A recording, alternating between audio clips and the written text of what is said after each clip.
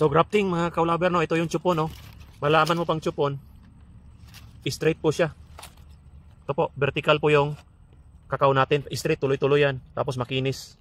Tapos yung, ito naman yung dahon niya, nasa palibot, nasa paikot lang, no.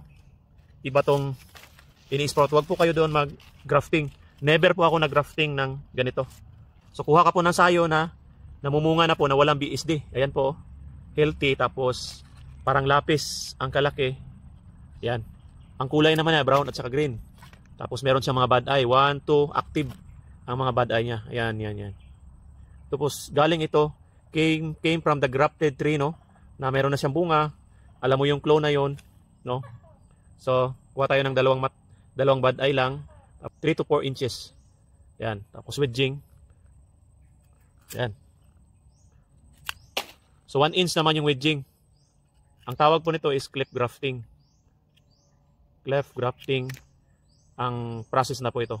Lahat na grafting. The purpose is para maging productive yung ating kakao. Then maganda yung clone. Yan. Susuksok lang natin sa gitna yung ating sayon. Ayun lang po, napakadali lang po. Then dapat magkadikit ang mga cambium o yung mga balat ng kakao. Dito po sa gilid niya. Kahit yung kabila hindi na magdidikit. Tapos gamit tayo ng grafting tape sa online. 5cm po yung binili ko. Grafting tape. O kahit anong plastic. Mas maganda kasi itong grafting tape guys kasi disente na siya. Nakaroll lang siya. Pero pag sa mga nursery, yun talagang mga plastic, yun ang ginagamit nila.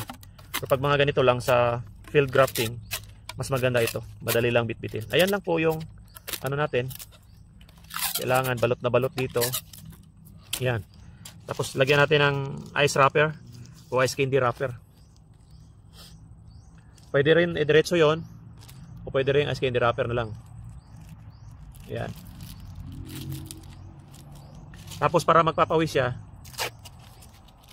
tatalian ko lang din ito para makita ko rin siya kung nagdahon na siya after 3 weeks. Ito lalabas yung mga usbong diyan. Lalabas, tapos saka natin tatanggalan. Yun lang po. Yun po ang grafting natin sa ating kakao para mamunga ng marami po. Ito ginamit ko W10. So maganda kasi yung W10 dito. Kahit ano naman pwede. Tapos kailangan dito mga 4 na dahon lang ititira natin. 4 na dahon. Para concentrate po siya dito sa ano niya. Ako kahit nga 3 lang eh. Concentrate siya dito sa sayo niya. Magbabinding po siya in 3 weeks. Okay?